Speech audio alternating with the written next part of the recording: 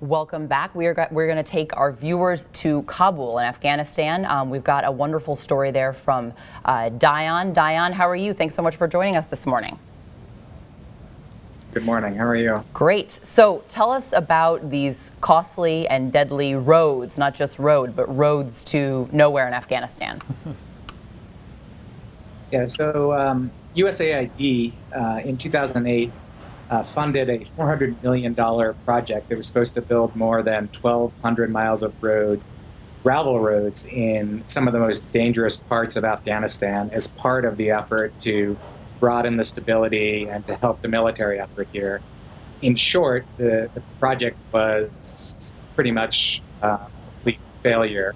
After 3 years and $270 million, built 100 miles.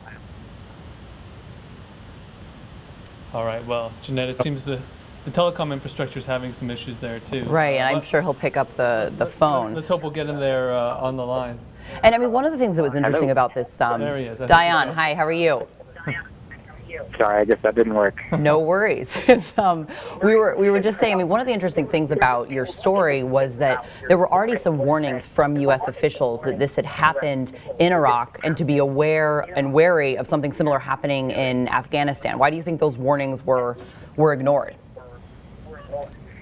It's an interesting question. I think that there still need to be some answers for. As you said, the Inspector General in Iraq said that there were many problems with the reconstruction effort there.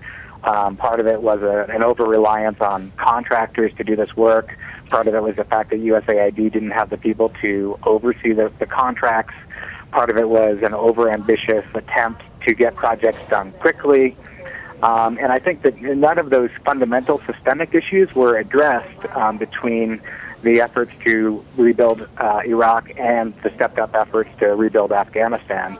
And those go back to, really fundamental issues with the U.S. reconstruction effort that really I don't think that the USAID was able to address, even in a year or two.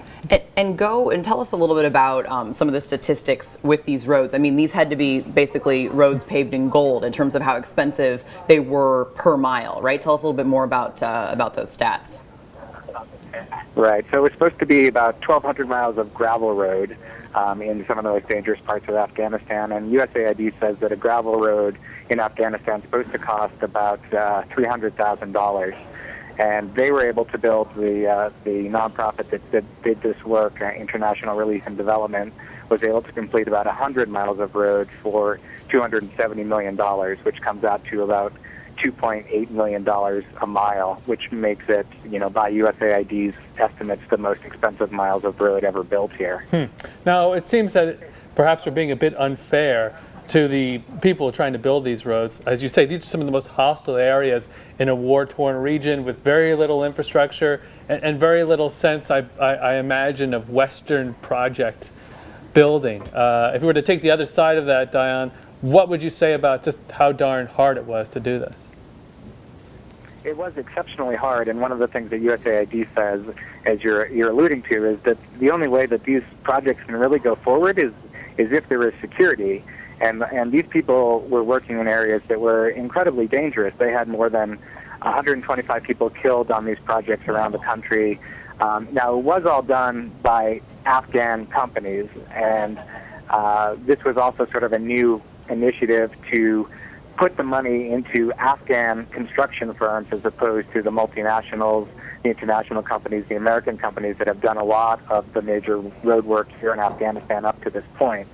So the projects were subcontracted and subcontracted to various Afghan firms who really didn't have a good grasp on what it would take.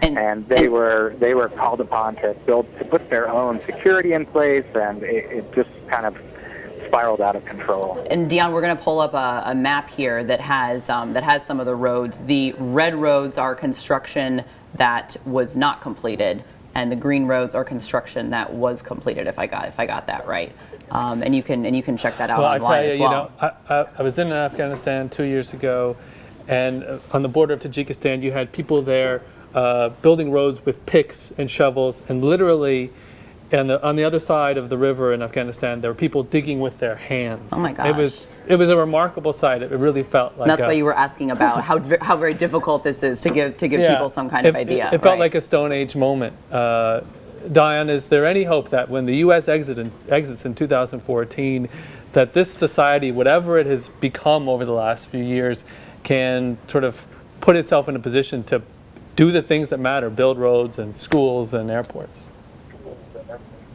Well, that's definitely one of the major questions here, and one of the main initiatives here. This project, more than an attempt to build the roads, was an attempt to help these Afghan construction companies get to the place that you're talking about, where they can do these projects on their own, where they're not digging with their hands, where they're not digging with picks and shovels.